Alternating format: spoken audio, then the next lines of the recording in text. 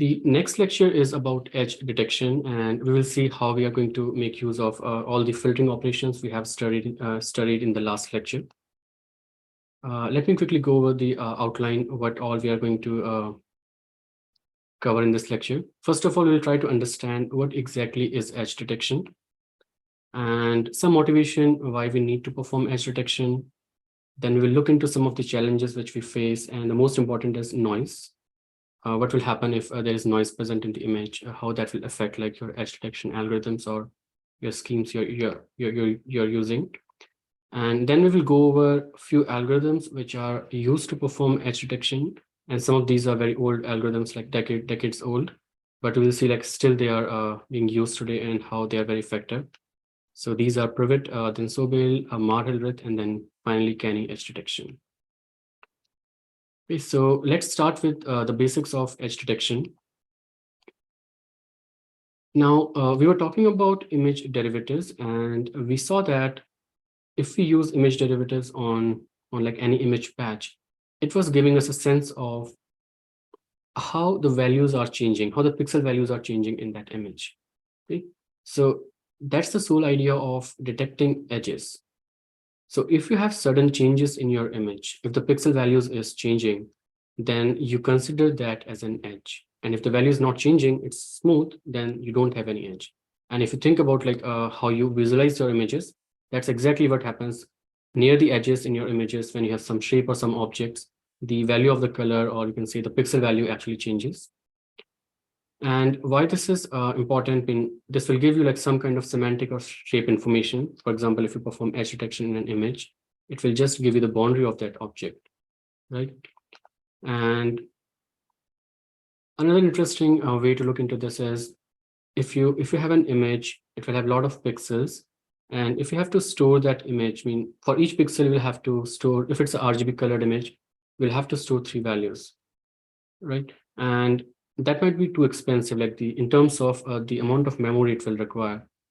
But instead, if we just compute edges in that image, which also gives us a sense of like what object is present, because it is giving you the shape information or the boundary information, right? In that case, you only have to save like where edge is present and where edge is not present, which is like very, very less expensive in comparison to storing all the pixel values. All right, so let me give you a very simple example of edge detection, what it looks like. This is again the standard image which we have been using. So this is the input grayscale image, and after performing edge detection, we will have something like this. And here you can see that all these lines, or you can say like all the pixel values which are highly active or which have higher value, are the edges. So they are representing edges present in this image. And by just looking at this image, you can make a sense of like, okay, this looks like a girl, there is a hat, and maybe some background objects of this boundary. So you still preserve some semantic information there. Of course, you are losing a lot of texture and all that because you don't have like pixel level information preserved here. Okay, so that's how like it will look like after you perform edge detection. And you can see that at the boundary of the cap, like the pixel values must be changing because you are seeing like different gray levels here, right? And that is causing this edge to be formed here. You can see like you can clearly define this seems like a cap to you just by looking at the edges. Okay. Now, so that was one example. Now, why we observe edges in images? Let's try to understand that. What are the different factors which are actually responsible to form these edges? So the first kind of edges could be like the surface normal might be changing, right? For example, if you look at this location, so if you look at just the surface, then the surface normal is actually coming towards you, right?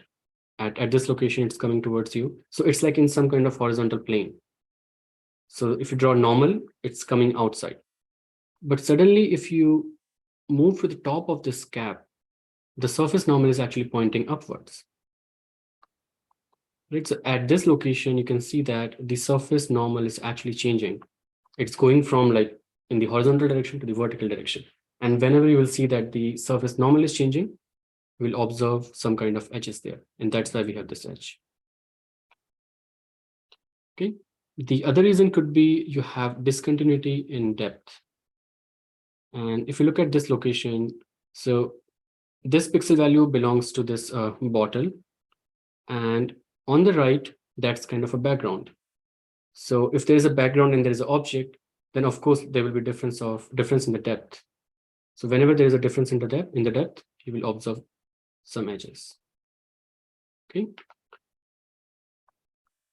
Now that's not like the only reason you will have edges. It could be like there is no difference in the depth, but still you might observe some edges. So that is the example.